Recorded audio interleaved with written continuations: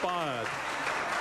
Members, we now come to the next question on the order paper, and I call upon Government Order of the Day number 1. Maori Commercial Aquaculture Claims Settlement Regional Agreements Amendment Bill, third reading. I call on the Honourable Dr Nick Smith. Mr Speaker, I move that the Maori Commercial Aquaculture Claims Settlement Regional Agreements Amendment Bill be now read a third time. Mr Speaker, this bill gives effect to a deed of settlement signed on the 6th of May last year between the Crown and Te Tahu Iwi and Ngāi Tahu of the South Island and the Hauraki tribes of the Coromandel for an early settlement of the Crown's pre-commitments aquaculture space obligations in those regions.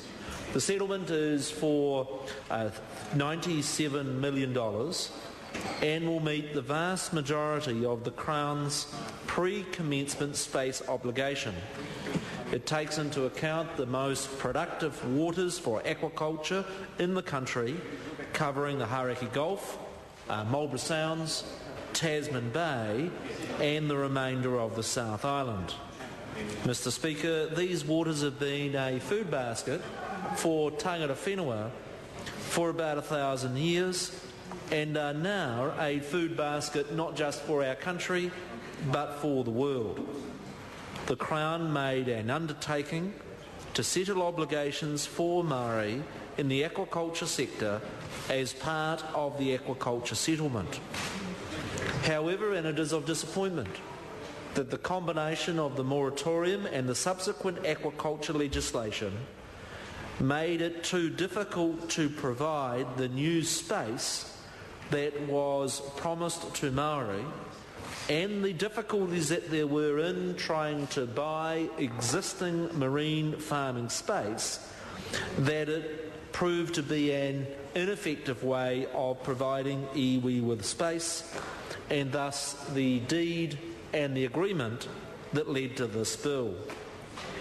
It was quickly obvious that it would not be practical for the Crown to settle its obligations under the Aquaculture Settlement Act by providing marine farm space. The deed of settlement and this bill overcomes those difficulties.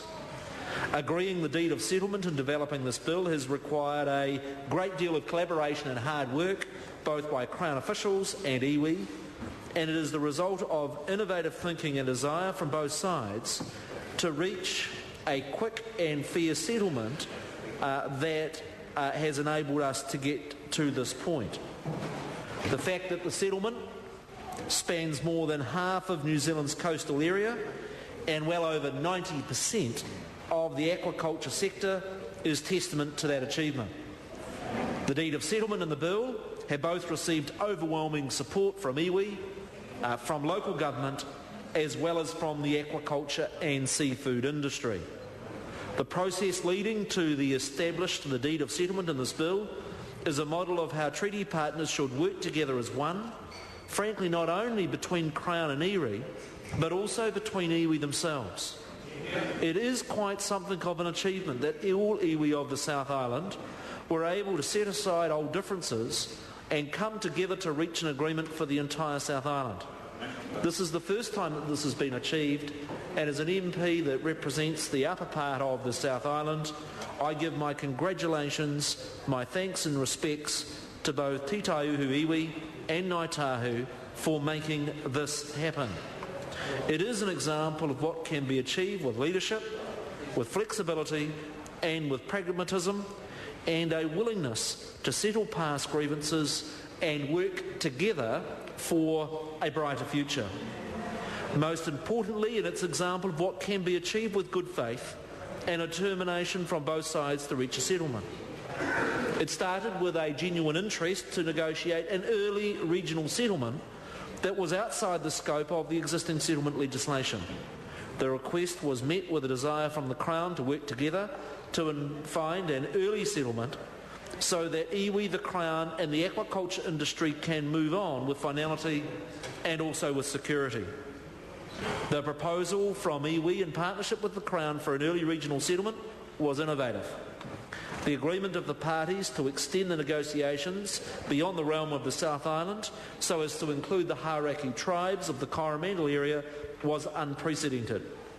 This demonstrated a spirit of cooperation, allowing the Hauraki tribes to come on board and join in the negotiations, established an agreement that covers almost all of the country's aquaculture sector.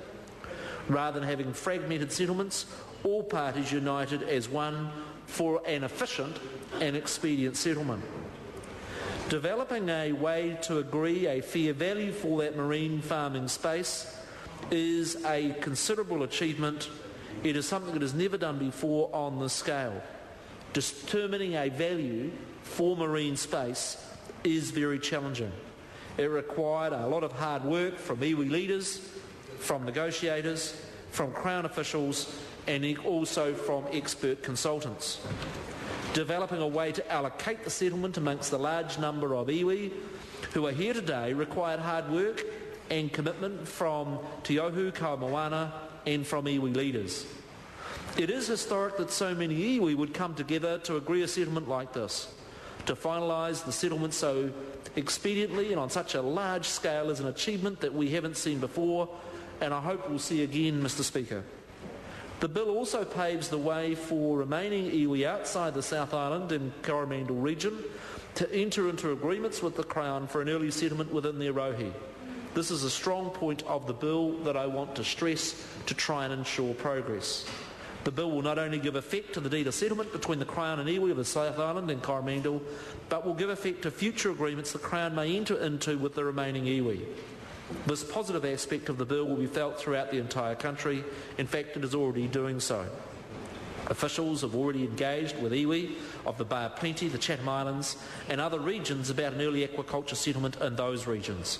I also note that the iwi of the South Island and Hauraki have been willing to lend their support to helping the remaining iwi come to similar settlements in their particular rohe, and I want to publicly express the sincere thanks of the government for that ongoing support.